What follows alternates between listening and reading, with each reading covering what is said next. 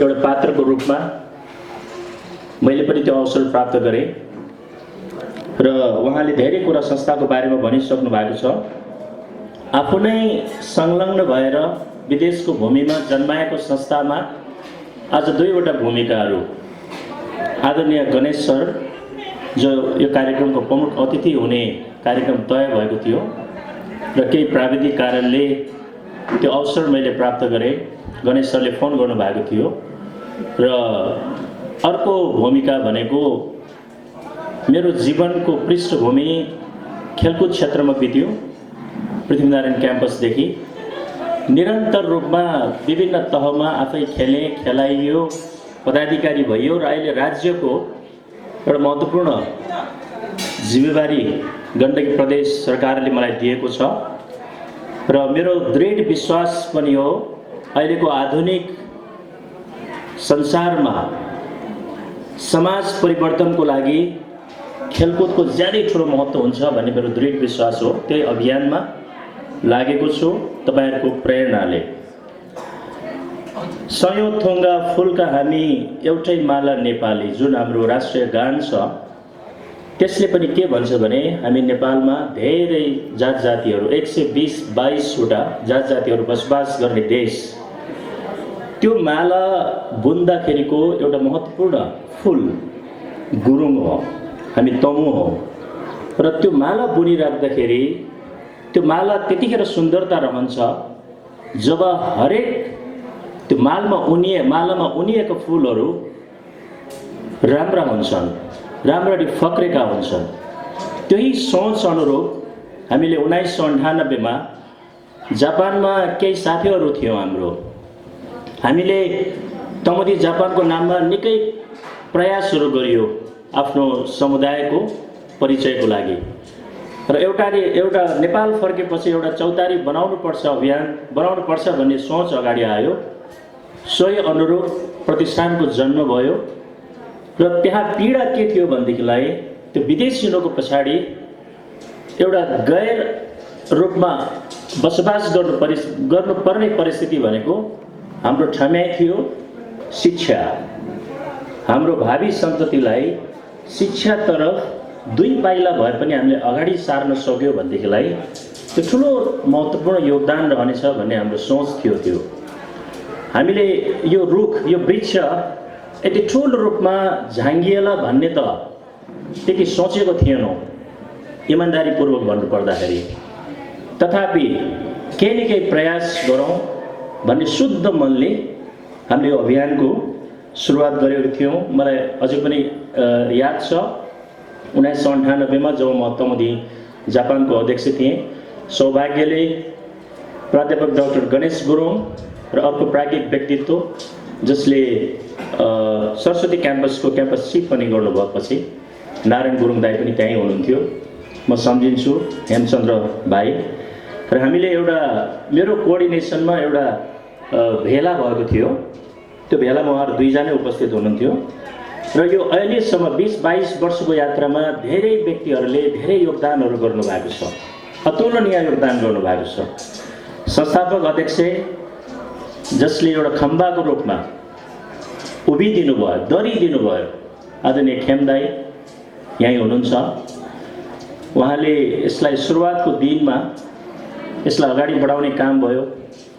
त्यसपछि असाध्यै जेन्टलम्यान मेरो मित्र झमजीले यसलाई फेरि नेपालमा आएर यसलाई विधिवत रूपमा अगाडि बढाउने काम 2-3 कार्यकाल उहाँले असाध्यै राम्रोसँग एउटा बच्चा जन्मिसकेपछि त्यसलाई हुर्काउने काम गर्नुभयो।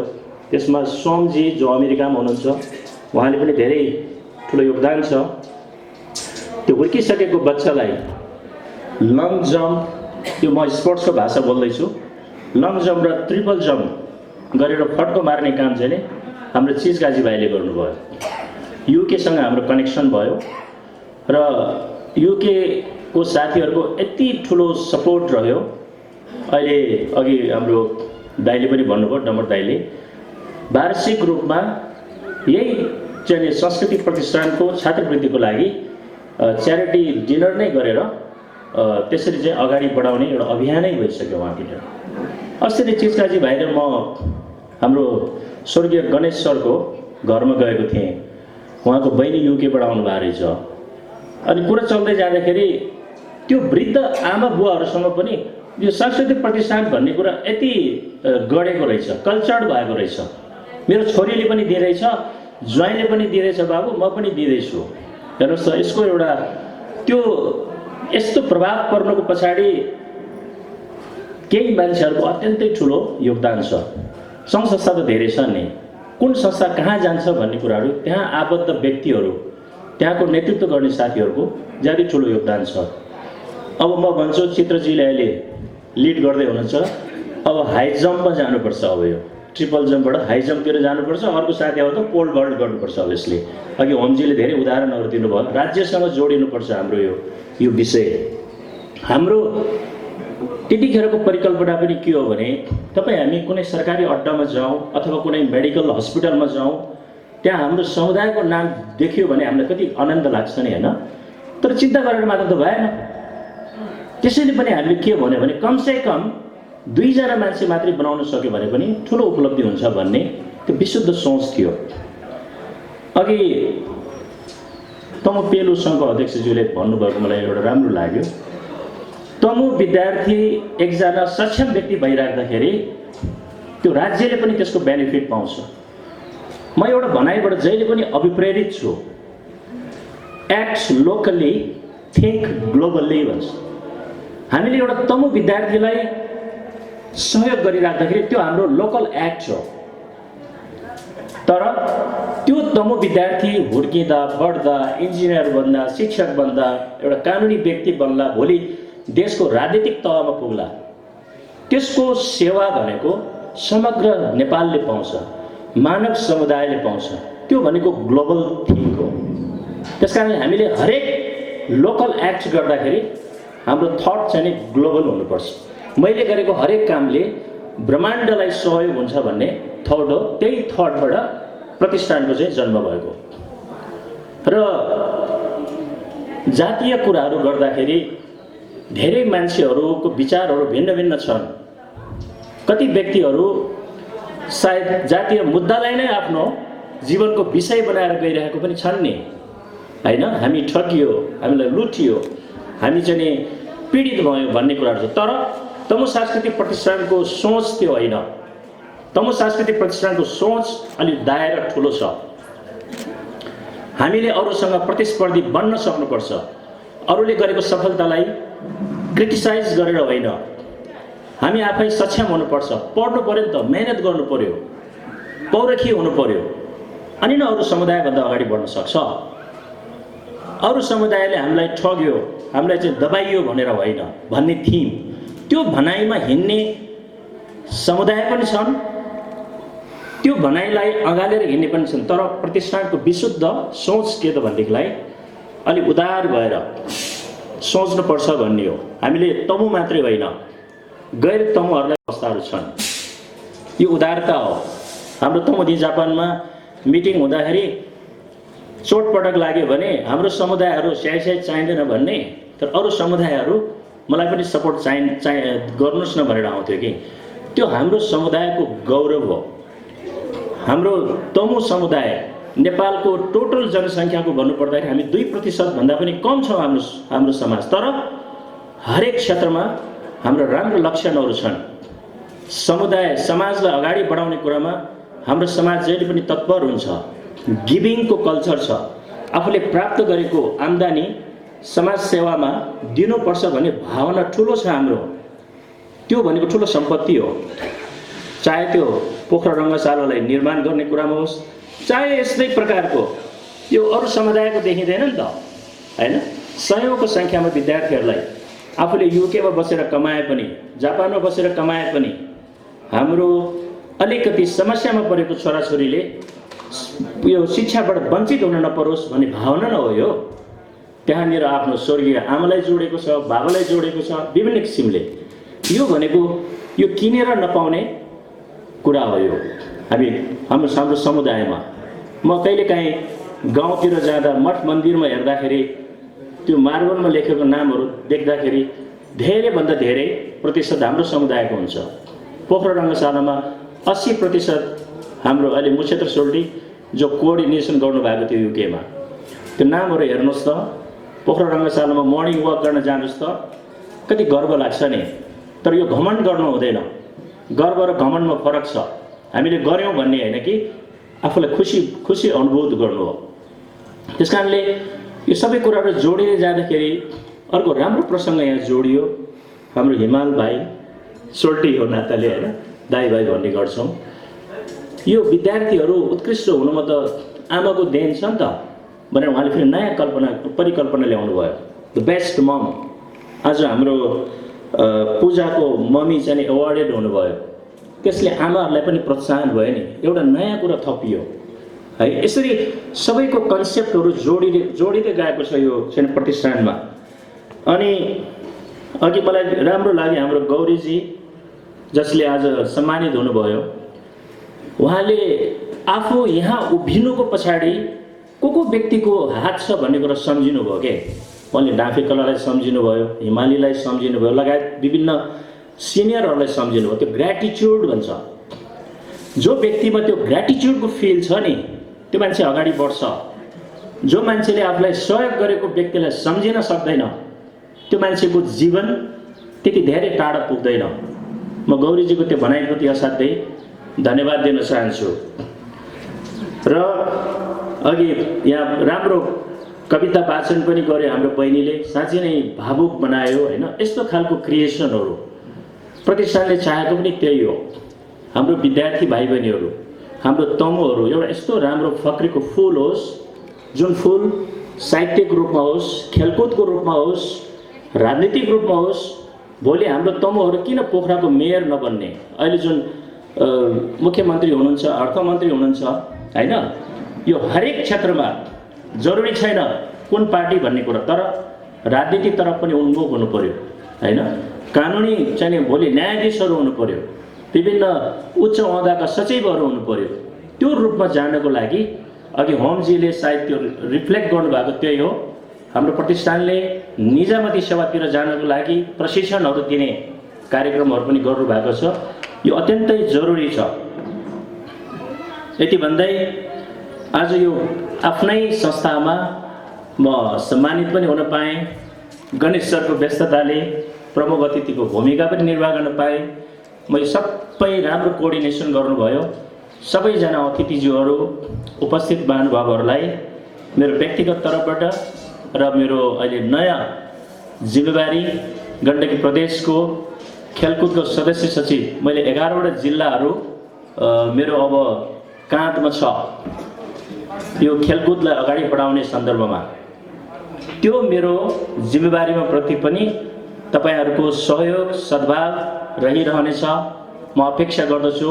यति भन्दै तमु सांस्कृतिक प्रतिष्ठानलाई धेरै धेरै धन्यवादका साथ मेरो भनाइ यहाँ अन्त्य गर्न चाहन्छु।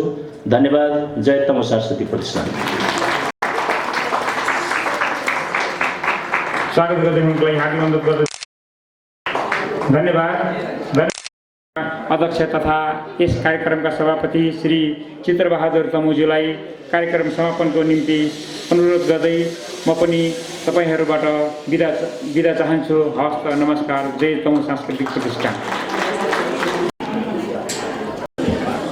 आजको यस हाम्रो तमु सांस्कृतिक प्रतिष्ठान नेपालद्वारा आयोजना गरिएको यस 20औं वार्षिक उत्सव षष्ठ सम्मान तथा विद्यार्थी पुरस्कार वितरण समारोहका प्रमुख अतिथि आदरणीय दाइ तेजु सर र ड्यासमा आसेन विशिष्ट अतिथिज्यूहरू विभिन्न समाजबाट र नेपालभन्दा बाहिर जस्तो तपाईँले युकेबाट पनि प्रतिनिधित्व गर्दै आउनु भएको छ। हाम्रो मेजर साहब, हाम्रो मुक्षेत्र सर लगायत विभिन्न सङ्घ संस्थाबाट प्रतिनिधित्व गर्दै आउनु हुने हाम्रा अध्यक्ष प्रतिनिधिज्यूहरू लगायत पत्रकार साथीहरू र कार्य समितिका साथीहरू लगायत आजीवन सदस्य र हाम्रा संस्थापक सदस्यज्यूहरू सबैजनामा म तमु सांस्कृतिक प्रतिष्ठान नेपालको तर्फबाट हार्दिक अभिवादन टक्राउन चाहन्छु। यहाँ मैले संस्थाको बारेमा भनिरहनु पर्ने कुरा केही पनि छैन। मैले जस्ट मैले वर्ड अफ थ्याङ्क्सको लागि मात्रै म यहाँ उपस्थित छु। विशेष गरेर संस्थाको बारेमा धेरै वक्ताहरूले स्पष्ट पारिसक्नु भएको छ। हाम्रो उपाध्यक्षजीले नै आफ्नो वेलकम स्पिचमा धेरै कुराहरू स्पष्ट राखिसक्नु भएको छ। त्यस केही छुटेको कुराहरू हाम्रो प्रमुख अतिथि हाम्रो यस प्रतिष्ठानकै कल्पनाकारको रूपमा हामी लिन्छौँ उहाँलाई। उहाँले धेरै कुरा छुटेको कुराहरू स्पष्ट पार्नुभएको छ। हामी त जस्ट अहिले अब ड्राइभिङको रूपमा छौँ। हुन त म पनि संस्थापक कालदेखि नै लागिपरेको व्यक्ति हुँ। 1998 देखि नै मलाई पनि यसको फिलिङ्स त राम्रोसँग यसको उद्देश्य अनुसार हामी कसरी बढ्नुपर्छ भन्ने त्यो मनमा फिलिङ त अवश्य पनि छ। तर काम गर्दै जाने क्रममा चाहिँ कहिलेकाहीँ सोचे अनुसारको रिजल्टहरू ननिस्कन सक्दछ, फरक त्यति मात्रै हो। र अहिले यो कोभिडको कारणले गर्दाखेरि हामीले अलिकति बृहत तरिकाले नजाउँ। सधैँ हामी जुन किसिमले एउटा धुमधाम तरिकाले मनाउँथ्यौँ र बृहत ठुलो भेला गराएर कार्यक्रम सञ्चालन गर्थ्यौँ, यसबाट हामीलाई सरकारको निर्देशन र अहिलेको समय परिस्थितिले गर्दा पनि बाध्यतावश हामी खुला एरियामा सानो समूहमा नै यो कार्यक्रम सम्पन्न गर्नुपर्छ भन्ने हाम्रो मिटिङबाट निर्णय भएअनुसार आज हामीले केही सीमित व्यक्तिहरूलाई मात्रै बोलाएर हामीले कार्यक्रम गऱ्यौँ। र ठिक छ, कार्यक्रम गर्दै जाने क्रममा चाहिँ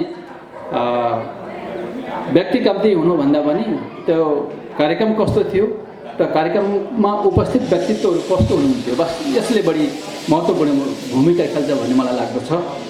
र विशेष गरेर हाम्रो होम सरले भन्नुभएको छ कि तम सांस्कृतिक प्रतिष्ठान नेपाल एउटा शिक्षालाई अँगालेर अगाडि बढिरहेको संस्था भएको हुँदाखेरि राज्यसँग कसरी समन्वय गर्ने भन्ने कुराहरूमा चाहिँ उहाँले अब अगाडि बढ्नुपर्छ। हाम्रो तर्फबाट गर्नुपर्ने कुराहरू के छ, हामी सहयोग गर्छौँ भनेर भन्नुभएको छ।